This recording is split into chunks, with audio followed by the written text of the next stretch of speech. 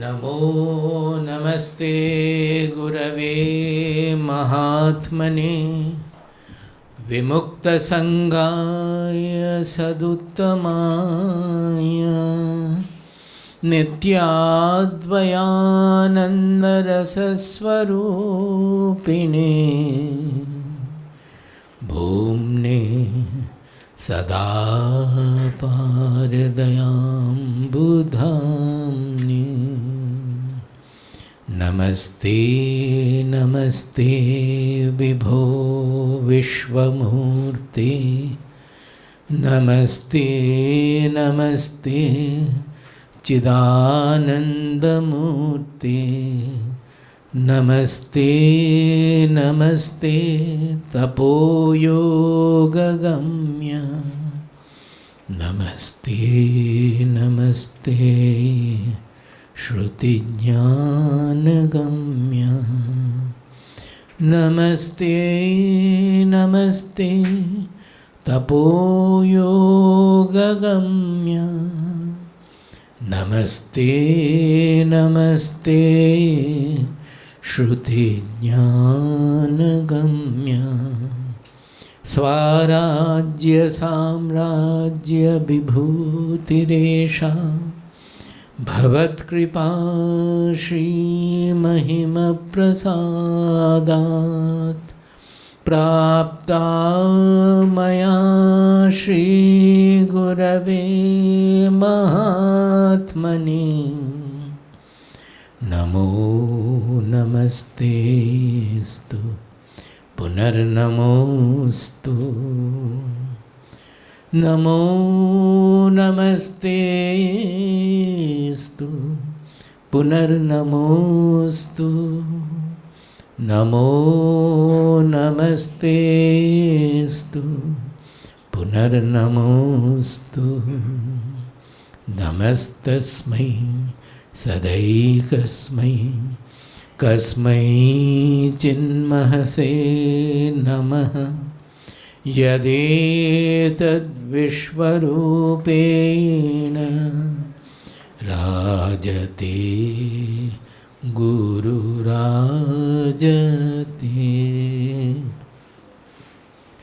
यदेतद्विश्वरूपेण राजते गुरुराजते.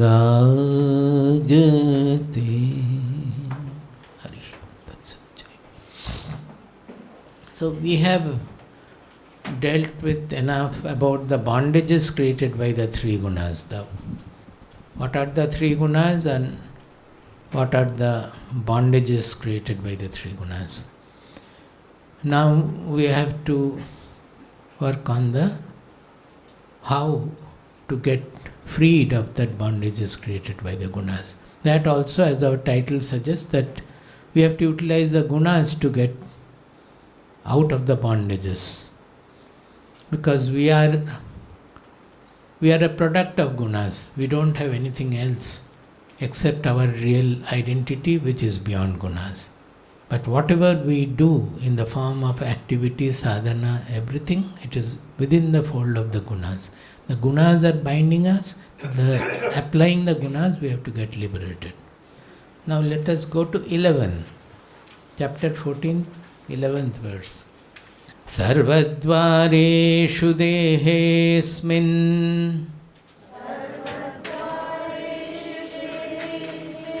Sarvadvareshu dehesmin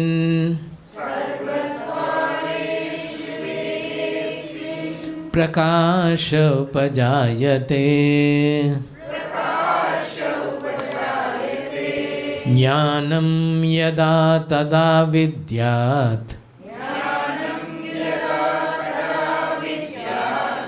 Vivriddham sattvamityuta Yada asmin dehe sarvadvareshu Jnanam prakasha upajayate tada uta sattvam vivriddham iti vidyat. You know that in our personality the Sattva Guna has got enhanced. The Sattva Guna is at its command or peak. At that point, how will you know? So they are saying that the symptoms, the characteristics of that is Asmin dehe sarvadvareshu jnanam prakashaha upajayate. Dwara, when we say the doors of the personality, means the senses, the 5 sense organs, the perception through which we perceive. They are the jnanendriya, through which we get the knowledge, we get all the perception, we interact with the world, we know the world. Through the 5 senses only we know the world. There should not be any doubt. Our world is consisting of these 5 sensations. The whole world is made of that. So, in those senses, sense organs, there will be a special knowledge shining. What does it mean? Generally, our senses are very powerful. But because our mind is deluded by the desires, greed, hatred, etc., the senses are not able to see what the world is. Suppose in food, generally we like some spicy food or so, the tongue likes it, we generally feel. Actually it depends on how we have been fed from childhood. It is not that all will be like that. But by and large, we add spice to increase the flavor of the food. And as we add the spice, our tongue develops a sangha to the... I will not explain these terms again and again. Sangha is clinging to what we like and hating what we dislike. This you have to keep in mind, otherwise it will not be understood. So, as the tongue is taking the taste, it is getting attached to it is developing a clinging to that particular taste. It is developing a sangha to that. So much so that it covers up the true perception. Suppose we are fond of hot item. Hot means chili. Not only spice, chili I am particularly mentioning, other spices also. So you go on increasing the addition of the spice. The spices we go on adding a little more. So we develop clinging to the spices. So much so that the natural taste of the food items are not there anymore. This we can prove because many people we have seen when they come to the ashram. Ashram, I am not saying that it is very spiceless. It is not so. The earlier days it was. So many people say that we never knew that the vegetables can be cooked without onion and garlic. They get so used to onion and garlic, the strong smell of onion, the strong flavor of garlic, that they develop a sangha. And they think that they have been always cooking with that, so they think that it cannot be prepared, a good tasty food cannot be prepared without onion and garlic. So many of the people have reported that staying here 7 days, we had never known that such tasty food could be prepared without onion and garlic. I don't want to give you a wrong idea. Our ashram food may not be tasty now. It goes on changing with the cook. The cooks have been changing one after another, so it depends on that. They don't listen to us also always. And even some of the inmates or devotees also, they also interfere in the cooking. They change. So we are trying to make that. But when everything goes on well, then the food is not so spicy. It is very light, but at the same time tasty. And many people have reported, I am talking about 10 years ago or so, that they never knew that it can be done. Now, we have found that it is not only that, sometimes the overcooking also spoils the natural flavor of the food. I myself had found, and now I suggest to everybody that For cooking vegetable, green vegetable, there is a point where you switch off the stove. It takes another few minutes, it will still be hot, and the color will become the maximum green, even more green, even greener than what it was in the raw form. And if you don't switch off put off the stove in the proper time, if you continue till the maximum green comes and then put up, then it will lose its color also because of the heat retained there. So we have to put out the stove at a point, knowing that in 1 minute or so it will attain that. And we should not cover it up immediately. Then also the heat will remain, the vapor will remain, and it will lose its taste as well as color. So often the low temperature cooking, nowadays low temperature cookers are also available. I don't know whether you have tried. It gives an excellent taste which we will not get otherwise, the low temperature cooking, because it doesn't spoil the original food items. So there is a natural flavor for the food, for the vegetables, let us say, if they are fresh, if they are not stale, then they have a natural flavor. And that is not only tasty, it is very good for our health, also good for the body. That we are able to know, but our sangha towards some of the spices and so, it makes our tongue insensitive. And we are not able to know when it is going to be very helpful for health and when it is the tasty, what is the final taste, which will be which will be most suitable to the body. We will find that we are finding tasty. As soon as our sangha, the clinging to the spices go, we will add spices also little. But we will know from the flavor that this will suit my body. So this knowledge which our senses have, we are preventing them to be active. We are depreciating them. We are subduing them by our greed, our clinging to a certain taste and all. This is about food, but it is about everything. Suppose we have developed so much of sangha, but likes and dislikes about people. If a person is not to my liking, looking a little different, we don't want to see, we don't want to interact with that person. We become so biased that we will not see the good qualities of that person. Where is it? It is in the eye.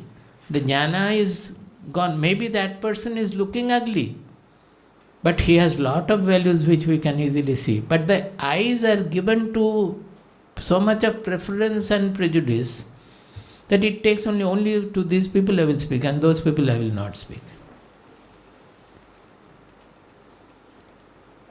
Our Baba, Gurudev, after initiating me, he had told me that this is a wonderful lineage. You will find that when you have some enquiry, even a mad person on the street will come and tell you something from which you will get the answer. And it has happened so many times in different, not always mad, but at least in some people whom we will not like. So it so happened that once I was going to the college by the local train I used to travel. So one very, what do you call them, very disheveled, dirty, with dirty clothes and all. Vagabond like. With a peculiar kind of a jhola, with a bag which is dirtier than his dress also. My bag is also often dirty. So he was there in the train. When I sat there, he came in, and then he came to me and sat by my side. It's a local train with each chair like this. So I was sitting in near the window. He sat by my side. I think anybody would have got up and got to the train. There was enough space. Normal condition, we will go get up and go to, because who will sit by the side of a smelling dirty person? If he sits there, we can go and sit somewhere else. But I did not feel that. Providentially it has happened that he has sat by my side. So the acceptance was there, the surrender was there to that extent that it's okay. Okay. Now he was murmuring something. When he came and sat also, anybody will think that it's a mad person, and he was perhaps. And what he was murmuring, whether he understood or not, I don't know, but he gave me the answer of my question.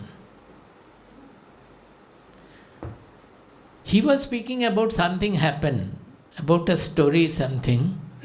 I might have understood only 2-3 lines of it, and I got my answer. Why am I telling this story to you? Tell me. No, I am saying that if I was having Sangha to my likes and dislikes, I would not have allowed that person to be my side. I would have gone away. So Baba, that whatever Baba said, the truth of his utterance, I would not have understood. Why? Because that occasion I am not giving by my own Sangha. I am so clinging to our likes and dislikes that I am not allowing Providence to give me the solution. Do you understand the point? It's very subtle and very important.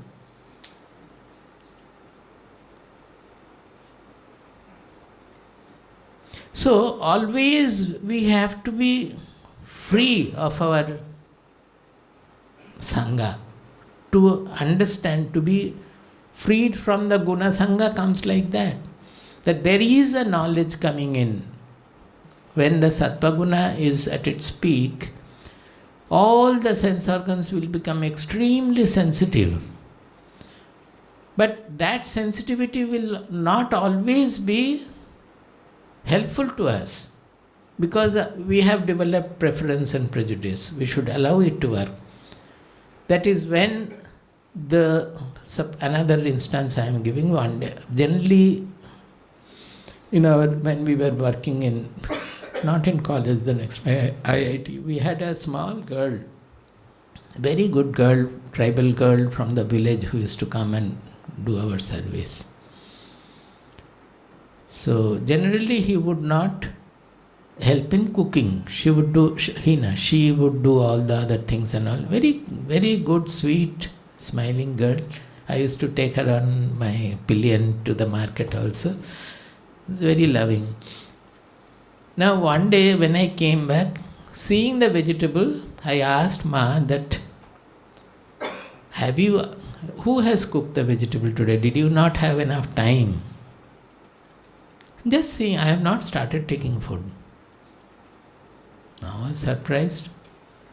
She says, no, I have cooked. No, is it? What happened to you? Because to me the vegetable was appearing black. It is not color black. But I am finding it to be impure. That impurity is appearing as if with my eyes I am seeing it black. It is not black. But there is some wrong has gone into it. Then Ma said that the neighboring housewife had called. I had to go, so I had asked Nayantara. Her name was Nayantara, very nice name also. Nayantara means the star, people of the eye. Her name was people of the eye. So I had asked her to cut the vegetables. She has only cut the vegetables I have cooked.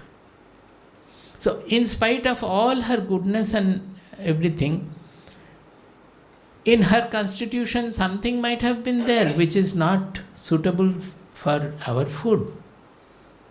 Maybe I don't know whether she was taking food in our house, may not be.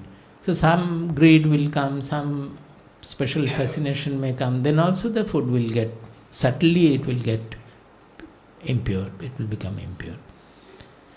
What I am saying is that what is this jnana prakasha upajayate? The senses become extremely sensitive and it is able to know many things which normally we are not able to know. What I am saying is that everybody has that power, but we are subduing that power or dulling that power by our own sangha. We are not allowing that power to flourish. Even vision also, we don't have to always see with the eyes. We can see all around. It is called Chaitya vision. Chaitya means the consciousness can sense things on its own. But for all this, we have to be in a very peaceful lifestyle. In our normal lifestyle now, it is very difficult to have that kind of a sensitivity. You will not be able to, because we have to interact with so many kinds of people, so many things in a busy schedule and all. It is generally difficult. Once I was going in bus, and it's a long journey, so I was sleeping, dozing. Suddenly I saw a beautiful vision that some light and some buildings and all, the reflection has fallen on the lake and all that.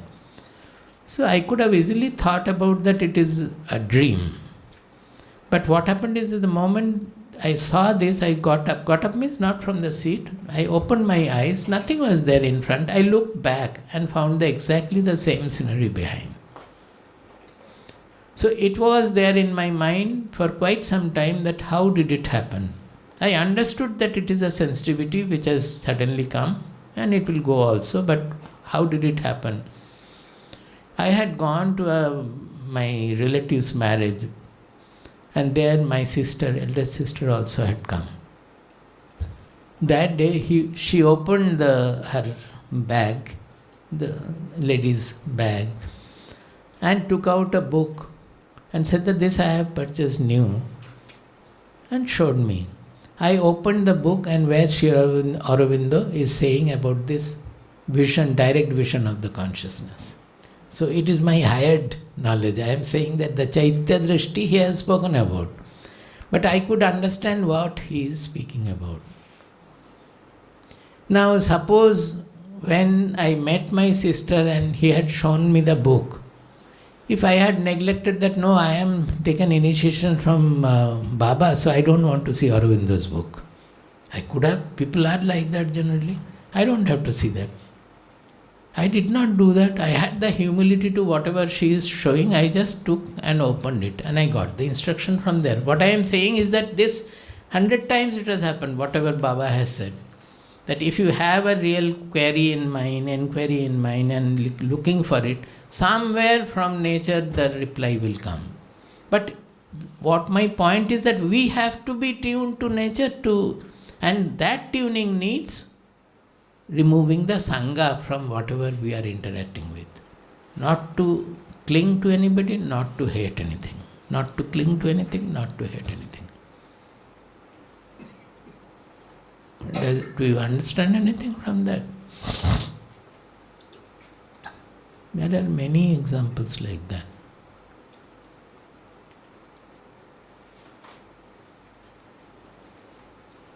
But the right suggestions we have to, it has to strike our mind. How most of the animals are taking the right food, they don't take generally the wrong food. Sometimes they are also under the spell of greed and they take the wrong thing. Particularly the cats. They will take and then vomit. But the cows and all generally, but with the food, if you fool them, we have now plastics mixed with the food. What can they do? They are hungry, they are eating the food, along with that the plastic bag is also going into the stomach. But if you freely leave them in nature, you will find that they are not taking all the grass. Korean grass they will not take. Not touch at all. They will take only our Durba grass, the proper grass. They understand which is going to. You must have seen the dogs and cats, when they having diarrhea, they will go to the forest and look for some leaves which will set them right. How are they finding it? It is just like our Ayurveda Charyas have found out the medicines. How did they find out the medicine? Experimentation cannot be done in a widely open manner that all the vegetables, I have millions of people and we feed them with all kinds of grass and leaves and all and find out which is having what medicine. It cannot happen like that. It is impossible. First of all, they have to have the sensitivity, a premonition to find that this tree may have this kind of a property. Then they can do the experiment that you give it to some patients or give it to some people and see what is the effect of it. The experimentation will come afterwards. Right in the beginning, they have to have the sensitivity to know which is what. At least by plucking the leaf or so. Take the smell. If you have that sensitivity of the smell proper, you will be able to identify what are the qualities of this leaf. To some extent, definitely we will be able to identify. Then you do the experimentation and all, everything can be done. And this knowledge of Ayurveda has developed over how many thousands of years, we don't know. So many people have experimented, they have verified, re-verified and all. So he says that when all the senses become shining with the knowledge, natural knowledge, then you know that the Sattva Guna has increased. Now, you see the next one, he says, Lobha pravrittirarambha Lobha pravrittirarambha Karmanam ashamah spriha Karmanam ashamaspriha Rajasyetani jayante Rajasyetani jayante Vibridhe bharatashabha. Vibridhe bharatashabha. We have already studied that Rajoguna works against Sattvaguna, because Sattvaguna is always giving us the knowledge, prakasha, light. Everything is revealed by Sattvaguna. Whereas Rajoguna is always dividing our vision by likes and dislikes, by fragmented vision, desire motivated vision. It is going against the Sattvaguna. And Tamoguna is working against both Rajoguna and Sattvaguna, because Tamoguna is darkness, it is the light and the knowledge is subdued. And it is also inertia, that is alasya, pramada, all these things we have, nidra, alasya, it will induce all that, which is going against the Rajoguna also. Now, the moment lobha means greed. Just now I said that this knowledge which is dawning in the senses, if our tongue has developed sangha with something, that if it is strong, it will become lobha. Is it not? Greed will come when the sangha is too much. Before that we may say that we have desire for this. But we say greed when it is extreme.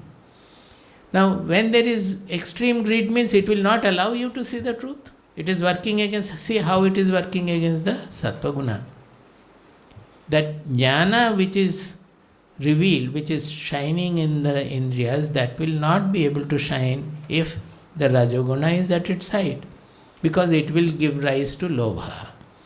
So the moment we are finding any field of our life that I am guided by greed, if you want to get liberated from the bondage of the gunas, we have to be careful right at that point that I should not act on greed.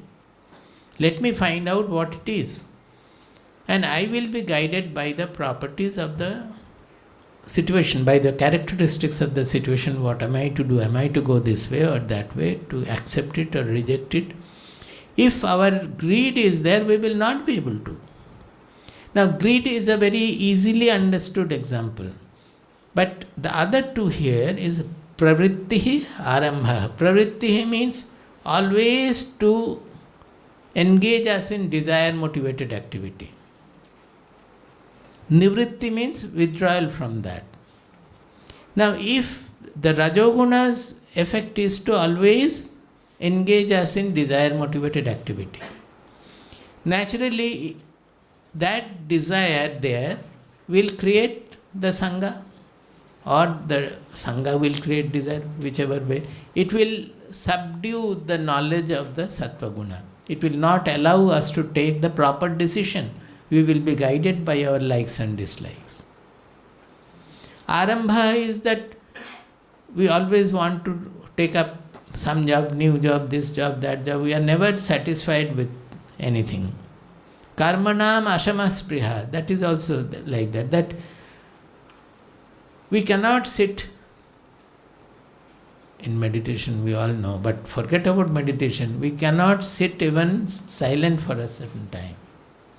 We are always, the mind is so much given to distraction that we always run after doing something. Once, one of my relatives, after retirement, he took, normally it will be available, he took a job. Then that was also over. Now he was very restless. So when the after retirement job was over, after 2 years, the contract was over, immediately there was no job. And he was so unsettled that he was constantly saying that I cannot live like this. I have to get another job. So I told him that, well, I am not taking the name, you may get another job, but what will you do? One day the jobs will be over. Fortunately, you will not perhaps die before that. On the day of the final retirement, what are you going to do? Are you again going to find out some job? By that time, your body may not be able to take that. Your body may become infirm. Then you have to sit at home, and then you will die of agitation like this. So is it right to always be guided by this karmanam ashama spriha? Or that means ashama means which is never satiated, unsatiated desire for work. Or whatever you will do after retirement or after a few years, why don't you try to sit with that kind of a mind which remains placid in any situation, whether it is working or not working? Why don't you try to do it? But generally people will not listen to such advices. That too from a young person they will never listen to. But this is what happens. We forget that at least one day finally we have to leave our chair, office chair. They will kick you out if you don't want. Not only that, it doesn't need any retirement. We will find that throughout the day, whatever we are doing, how much of time we have spent in useless running around. All of us should look. Actually, it doesn't need. If our mind is very well ordered, it's not in such a distracted state, then we will find that one after another work is going on, we are going on doing. I had whatever meetings, I understood that the pressure of work is so much that everybody is finding stressful, life is stressful. Young people. So to them always I say, why are you thinking that, oh, so much to be done, I will not be able to do, if I am not able to finish, what will the boss say, this, that and all. Why are you thinking in advance and stressing yourself? Forget about what will happen. You can, as others say, I say that boss has kicked you out, you work on the street, you could not get another job, you beg, you die. We should be prepared for any eventuality. That is an extreme case. Forget about that. But why are you thinking now that you will not be able to do? You do, go on doing. In that case, you will find that if we are doing 50% of the work, at least 75% of the work will be done. Swamiji always gives the example that suppose 3 people are wanting to climb a mountain, or any height to a temple also you can say.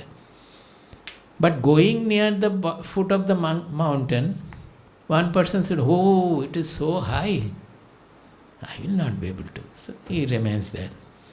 Another person tries, but with lot of doubt that I may not be able to. Let me try a little. Going it little, he becomes tired, stops. The third person never thinks that it is high, it is okay. But to climb, I have to take small steps only. Let me start taking the steps. Focus on the steps, not on the final height. And you go on climbing with the small steps. And as you climb up, you find that the height of the mountain is coming down. Relative height of the mountain is coming down. And finally, when you step over the peak, you are at it. greater height than the mountain. Is it not so? Then, right in the beginning, why are you thinking that it is, I will not be able to, I will not be? You simply walk and you will reach. You may not reach also, then come down. But thinking that I will not be able to, you will never reach. Exactly same thing is happening in all our work. Why don't you focus on the work and go on doing? Everybody I am saying, all the youth, simply focus on the work and go on doing. It will be done, at least in much more percentage than what you are doing now. I used to say that when I joined PhD, within 3 months my guide left and went to Canada. He gave me a job in Canada, but I could not go. Some difficulty was, whatever it is. Now what happened is that during my full PhD period, I used to see my boss only once a year. And those days, mobile, internet, nothing was there. He has to come to India, that to our department. And he used to come for 7 days. So many people will be there to ask and talk to him, so many things. So I will get maybe 2 days, 1 hour, altogether 2 hours or 3 hours time per year I used to get. I have never worried about it. Whatever I had to do, I was doing. And when he would come, I will discuss with him. Whatever guidance he has to give, he has given. But I used to see that not about my guide, I used to see all over. And when I was also a guide, I saw that most of the research students have only to blame the guide. That he is not taking care. I don't see him at all. Every day I go and stand and he has some other job to do this, that. They go on blaming the guide throughout their career and somehow mug up and get a PhD and go.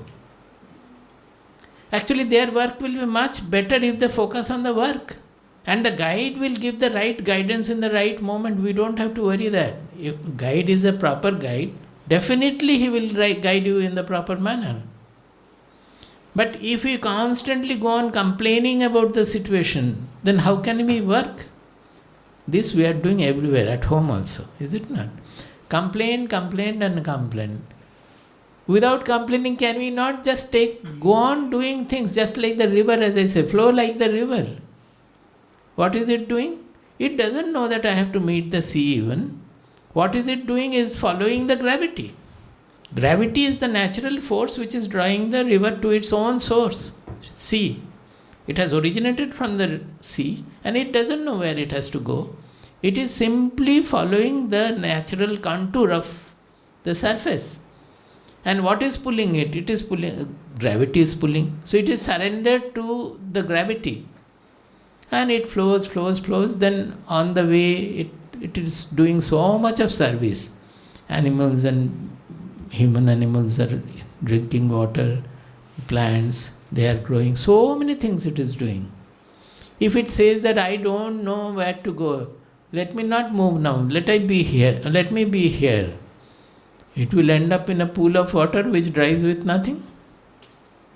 Our Kathopanishad gives this example. So, in one case it is just naturally going on doing things, whatever comes, following the natural ways. In the other case, thinking that there is a goal, we are not able to proceed at all. Same about self-realization also. Oh, I have to become self-realized. What is this self-realization? You will do all useless things throughout life and one day you will get up from sleep and see that I have become self-realized. It is walking the path. Go on walking the path. And if you call it self-realization, one day you will find you have. If you don't find also, there is no problem. Because the path is so engaging, so joyful, that you will never worry about the goal. Goal is the sea. Anybody who dies will be the same, universal. So we say there is a goal of self-realization. Actually there is no goal. We are already self. What we have to do is to know that we are the self and walk the path. So this lobha, greed, pravrittihi, arambha, karmanam, ashamaspriha, insatiable thirst for work, doing this, doing that, So many things. If you really develop a little more of vision, you will find that maybe 80% of life we do only useless things. Even the day also, you find out what we have been doing throughout the day.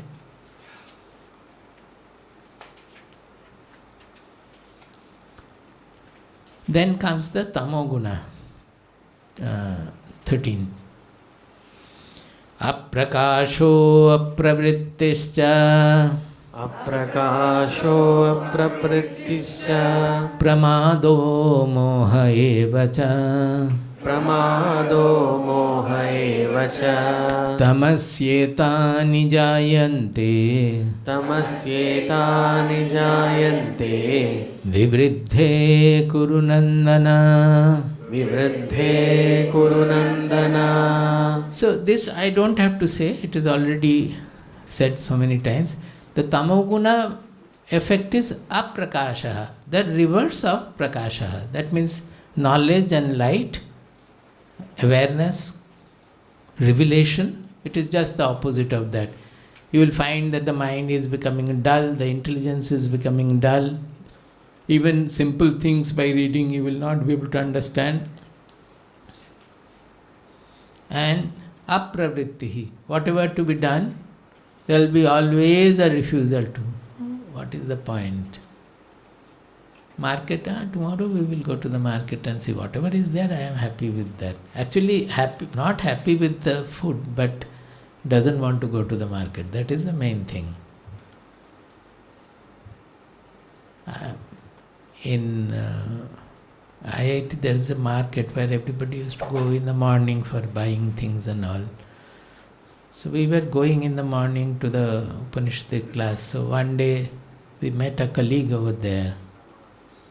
So I told him that a sannyasin has come from Kailash Ashram, Rishikesh. He is taking very good Upanishadic classes. Why don't you also come? It will not hinder with our work because it's in the early morning. Every day we go and come back, and then after taking breakfast we go to the institute.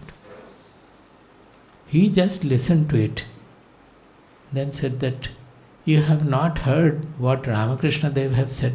They will not say Ramakrishna. In Bengalis they will say Thakur. What Thakur has said. I said, what? ঠাকুর বলেছেন তার ইচ্ছা না হলে গাছের পাতাটিও নড়বে না. Thakur has said, that is Ramakrishna Dev has said, that if the God doesn't will, even a leaf on the tree will not move. That is, for moving a leaf in the tree also, the God has to will. So as long as God does not will, how can I go for the lecture? So I said that I have understood. For coming to the market, buying vegetable, cooking it, eating more, overeating, God doesn't have to will. Only for going to the Upanishadic class, God has to will. See how we deceive ourselves? It is not only Tamoguna, it is Rajoguna also. It's not that he doesn't understand. He understands very well. He is trying to escape by saying an argument, which is a Rajoguna pravritti. Not only the real situation, the decision making is subdued, it's obstructed, it is hindered.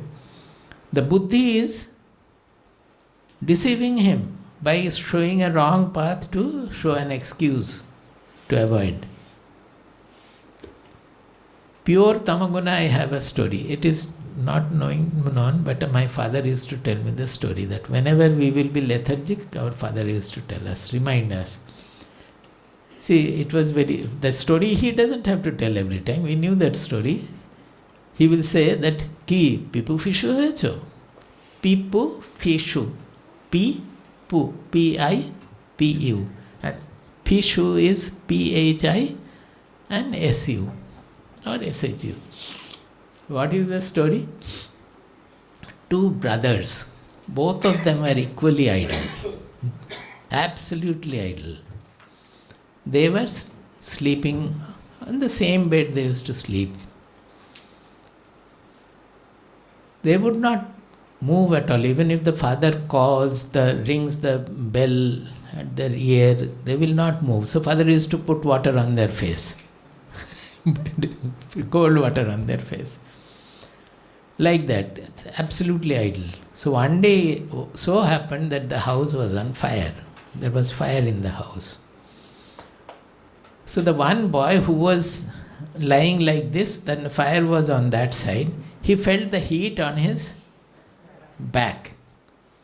So he is telling the other brother, Pipu means in Bengali, Peet pude jacche, the back is burning. So that, so idle that the full sentence also they will not say. Pu, the back is burning. B. Can say in English it will be like that. And the other boy hearing that, they were both idle, so he understood what the other boy is saying. He says, Pishu. What is that Pishu? Piresho. That means if your back is burning, you turn the other side and sleep.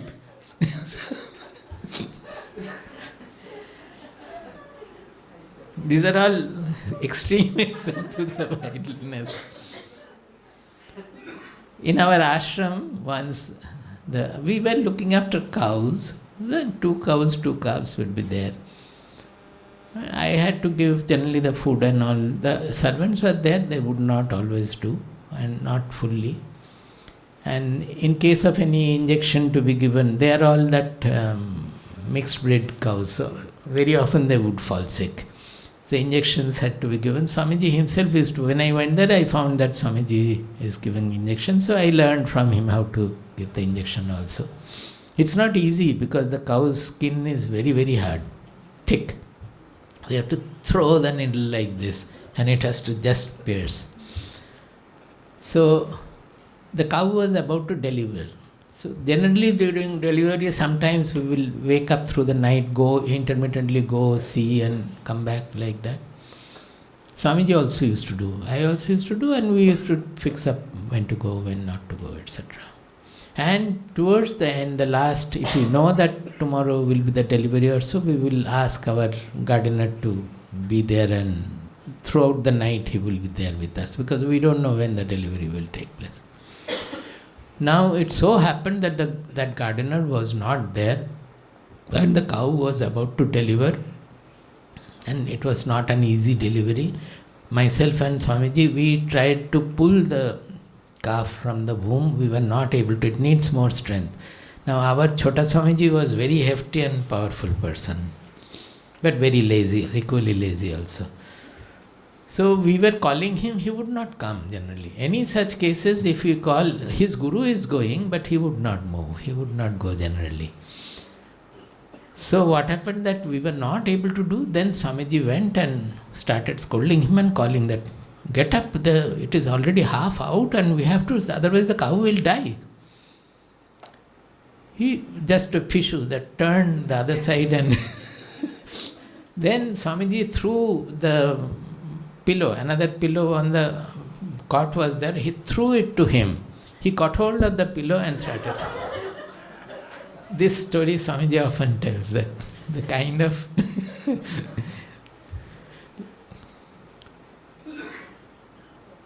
and it is not anybody. Swamiji is trying, it is not happening, and he has no qualms, that simply sleeping and with the pillow, held the pillow and slept. Then finally we got fortunately the gardener arrived and it was dead, the calf was dead, and it was, blood was flowing like Ganges from the cow. But they don't have any sangha. The moment the cow became a little fit, it got up and straight away went to the shed without looking at the calf at all. She knows that it has died. So there are, why it is happening, that it is, forget about sarvadvareshu jnana prakasha, jnanam prakasha upajayate, but it is dulling our even common sense of a little loyalty to the guru or listening. What is this? It goes to that extent. The tamasika guna, and in cases of rajasika it will be all the more. That rajoguna can take us to absolutely wild activity where everything is going wrong generally. Say like Hitler or Himmler, you know that, no? That everybody knows. Our country, whatever genocide has taken place, nobody knows. But Hitler, everybody knows. You know that Hitler's main chief, who was responsible for the genocide, the Holocaust, he was a great follower of Bhagavad Gita. Both Hitler also used to like Bhagavad Gita very much. Both they liked Buddhism and Bhagavad Gita. And Bhagavad Gita they took as a support that it was meant for killing. That killing without any... So it can be interpreted in any manner for a person, but they were genuinely, they had lot of appreciation for Bhagavad Gita. That it raises, not only that it conceives of a society, of a almost like what do you say, that the ideal society, Platonic, utopian society, where all the people will do their work which is natural to them, like the 4 varnas and all. They used to like all these things. Actually, it is said by one of his life writer that they had conceived of that kind of a society. Because of that, they did all that they did. So, the real Sattva Guna was not there. It was less. And the Rajoguna and the Tamoguna. Tamoguna is saying the Sarvarthan Viparitamscha Buddhissa Partha Tamasi. That is Tamasika Buddhi. Tamasa Buddhi will make us understand everything in the reverse manner. So Bhagavad Gita is for killing. So we will kill people without any problem.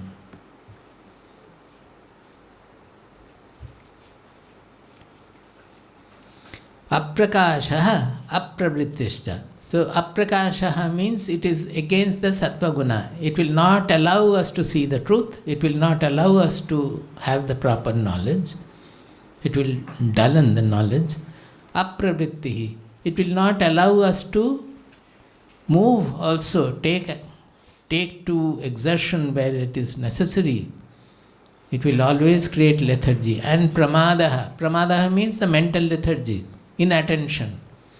Always it will result in inattention, so that we will miss the goal everywhere. Moha, delusion. Tamoguna is noted for delusion. We will always have wrongly understood. We will understand things wrongly in the reverse manner, delusion. So these are the 3 properties they have. That is, when Sattva-guna rises, what happens? When Rajoguna rises, what happens? When Tamoguna rises, what happens? So, to get rid of it, we can easily understand that the Sattva-guna is the most important. But as I said, that Rajoguna also is necessary. Suppose somebody is under complete influence of the Tamoguna. Now to increase Sattva Guna, if you ask him to meditate, in the name of meditation he will be always sleeping. The Tamoguna will take over. So to make him active first, we have to cultivate Rajoguna. And when the Rajoguna is predominant, then to remove his differential vision, fragmented vision, his desire motivation, we have to institute in him Sattva Guna. And when we are under the spell of the Sattva Guna bondage, which is, you must not have forgotten now. What are the bondages created by Sattva Guna?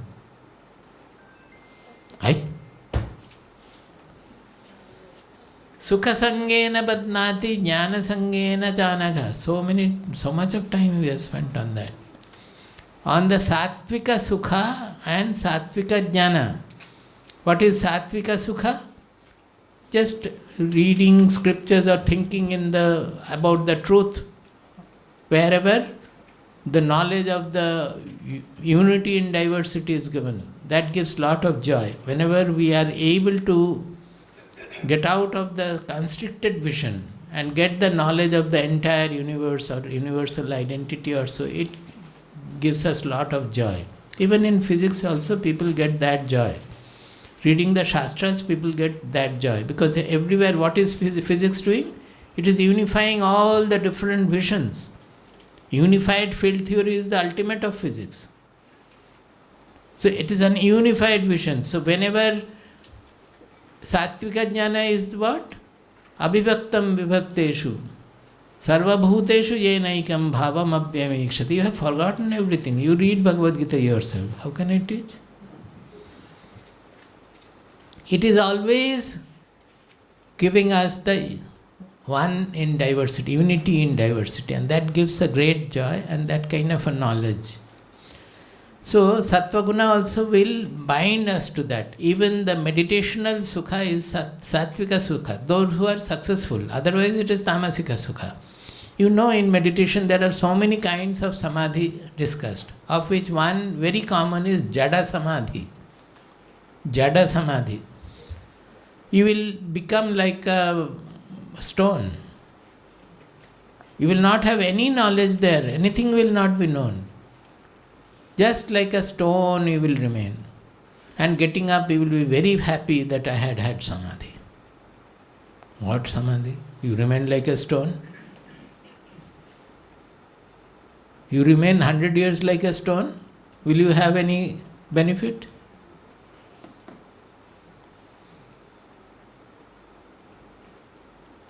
I have told this story also, that in Rishikesh, Maharaj, one lady had come, devotee, and Maharaj's disciple, another sannyasin or brahmacharin, he left after 24 years, he stayed with the Maharaj, with the sannyasi. So this lady devotee was asking, Maharaj, he served you for 24 years as a brahmacharin, and why did he have to go finally? Will it not be purifying? What can be said? He kept quiet for some time. Then he asked that, आप सुबह उठ के गंगा जी में नहाने नहीं जाते हो?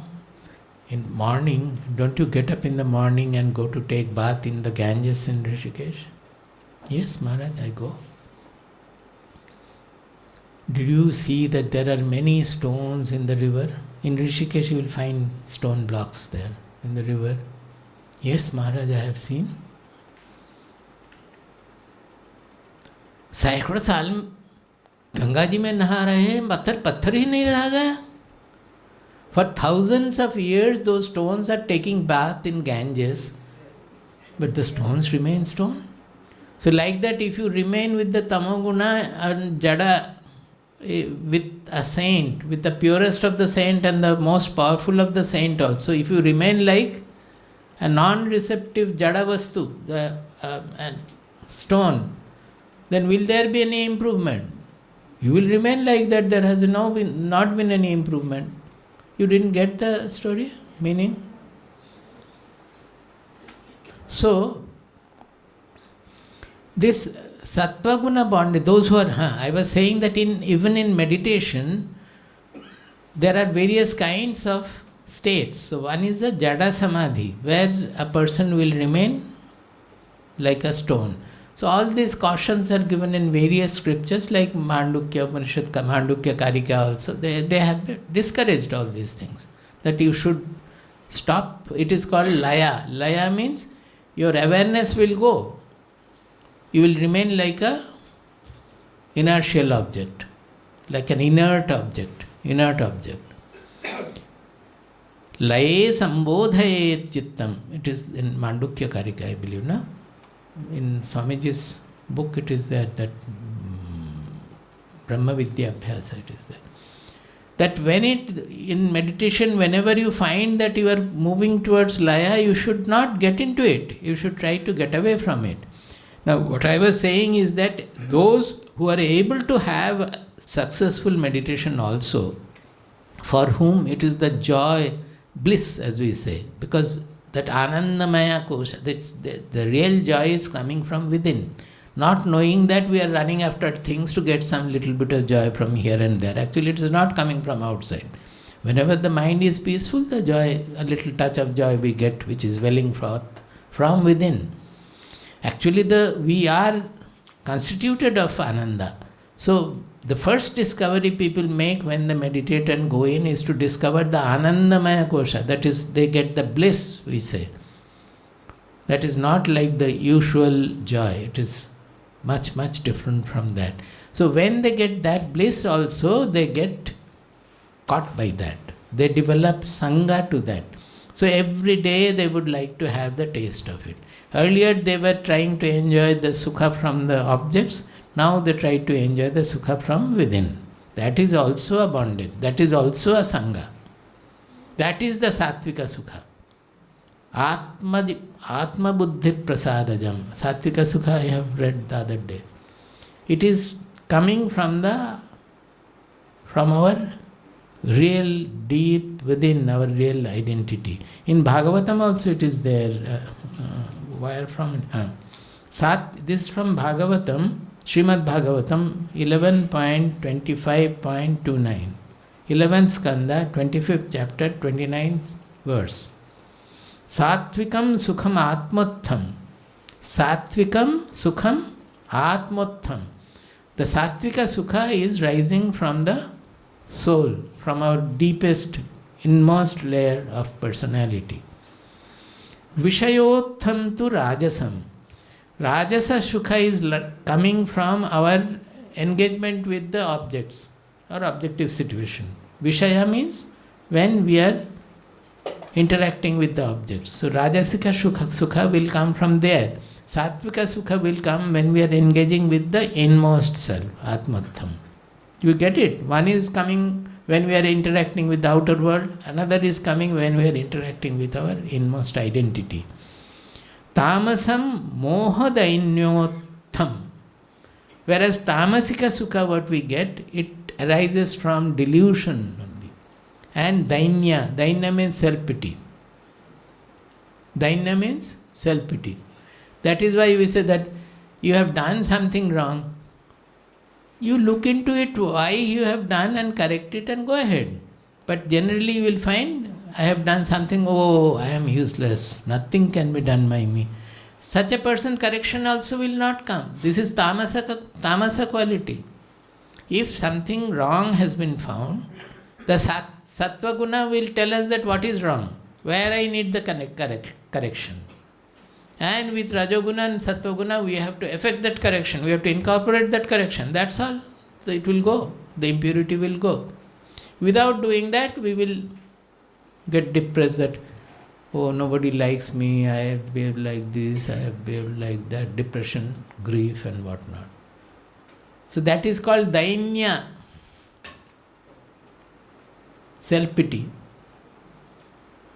Self-pity is also the ego, it is negative ego.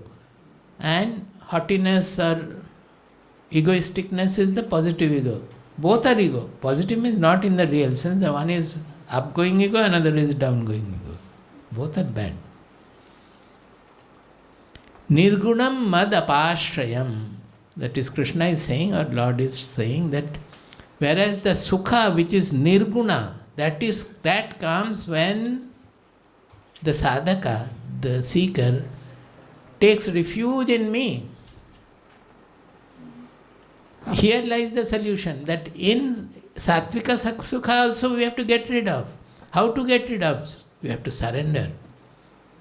Mad apashrayam, when you have taken complete surrender, you have completely surrendered to me, then Rajoguna may come, Tamoguna may come, Sattvaguna may come. You don't get bothered by anything at all. Then the sattvika sukha will not bind you anymore. Well, I was meditating, somebody has come, I have to do some work, I will get up and do the work. Well, I was reading the Shastras and explaining, in between suddenly they came, created lot of noise and all, I could not teach you. It's okay. He will not get agitated by anything. So this surrender is the ultimate. Bhagavad Gita in the 18th chapter after 56 verse or so, it is discussing the surrender. What is this surrender? Because Without Guru, you cannot surrender. Our Narayana Tirtha Dev, that is Baba's Guru's Guru, he used to say that ईश्वर के देख लेना जान लेना কি পছন্দ তাই জান लेना ঈশ্বর আছে কি নেই তাও জান लेना আর তুই তাকে সব কিছু সমর্পণ করে বসলি Bengali you have not known, you have not seen God, you have never known what he likes and what he dislikes, you don't know even whether he exists or not, and you say you have surrendered to God. What kind of a surrender it is? That is what we do generally. So the surrender is tested when we have to surrender to the Guru, because he is a speaking Lord. So when he tells that it has to be done, we will not like that, no, I have not done this, I am not like this, you have not understood me, Swamiji, you have misunderstood me, I did not do this, the other brahmacharini has done it.